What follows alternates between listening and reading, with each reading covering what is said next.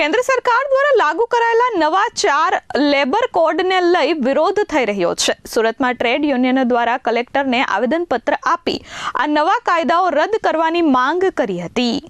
Surat trade union કાઉન્સિલના નેજા હેઠળ મોટી સંખ્યામાં કામદારો અને યુનિયન આગેવાનો જિલ્લા કલેક્ટર કચેરીએ પહોંચ્યા હતા। તેઓએ કેન્દ્ર સરકારના નવા 4 લેબર કોડનો વિરોધ નોંધાવ્યો હતો અને તેને તાત્કાલિક રદ કરવાની માંગ સાથે આવેદનપત્ર આપ્યું હતું। યુનિયનના પ્રતિનિધિએ જણાવ્યું કે પીએમ નરેન્દ્ર મોદીની આગેવાની હેઠળ કેન્દ્ર સરકારે 21 નવેમ્બર 2025ના રોજ વર્ષો જૂના મજૂર કાયદાઓ રદ કરી નવા કોડ અમલમાં મૂક્યા છે। તેમના અનુસાર આ કાયદાઓ કામદારોના હિતમાં નહીં પરંતુ કોર્પોરેટ સેક્ટરના ફાયદા માટે બનાવવામાં આવ્યા છે। યુનિયન નેતાઓએ દાવો કર્યો છે કે જૂના કાયદાઓ કામદારોને નોકરીની સુરક્ષા, ગ્રેજ્યુઇટી અને પેન્શન જેવી સુવિધાઓ આપતા હતા, જ્યારે નવા લેબર કોડમાં આ હકોમાં ઘટાડો થયો છે।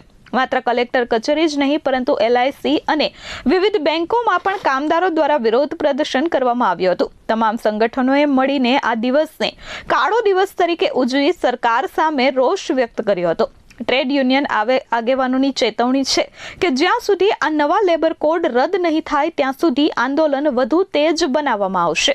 ત્યારે હવે જોવું એ રહ્યું કે સરકાર આ મામલે કેવા પગલાં ભરે છે। સુગીત પાઠકજી, સુરત ટ્રેડ યુનિયન કાઉન્સિલ।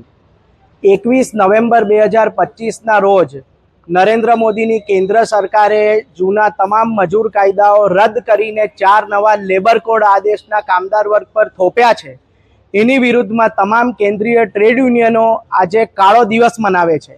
એના અનુસંધાનમાં અમે કલેક્ટર કચેરીએ આ 4 નવા લેબર કોડ રદ કરવાની માંગણી સાથે આવેદનપત્ર આપવા માટે આવ્યા છીએ। આજે એલઆઈસી અને બેંકોમાં પણ આ 4 નવા લેબર કોડની વિરુદ્ધમાં ડેમોન્સ્ટ્રેશન થનાર છે। જૂના મજૂર કાયદાઓ એ દેશના કામદાર વર્ગને સુરક્ષા આપનારા હતા, એ તેમને ગ્રેજ્યુઇટી, પેન્શન સહિતની સુવિધાઓ આપનારા હતા। આ નવા લેબર કોડમાં કેન્દ્ર સરકારે તમામ સુવિધાઓ છીનવી લીધી છે। નામ લેબર કોડ છે પણ જે એમાં ફેરફારો કરવામાં આવ્યા છે તે દેશના કોર્પોરેટ સેક્ટરના હિતમાં કરવામાં આવ્યા છે। એટલે એવું કહેવું જરાય અતિશયોક્તિ નથી કે અત્યારની કેન્દ્ર સરકારે કામદારોનું લોહી પીવા બેઠી છે અને આ પરિસ્થિતિમાં જ્યાં સુધી 4 નવા લેબર કોડ રદ નહીં થાય ત્યાં સુધી તમામ કેન્દ્રીય ટ્રેડ યુનિયનો એ આ લેબર કોડનો વિરોધ કરતા આવ્યા હતા અને ભવિષ્યમાં પણ કરીશું। Bureau report S24 news, Surat.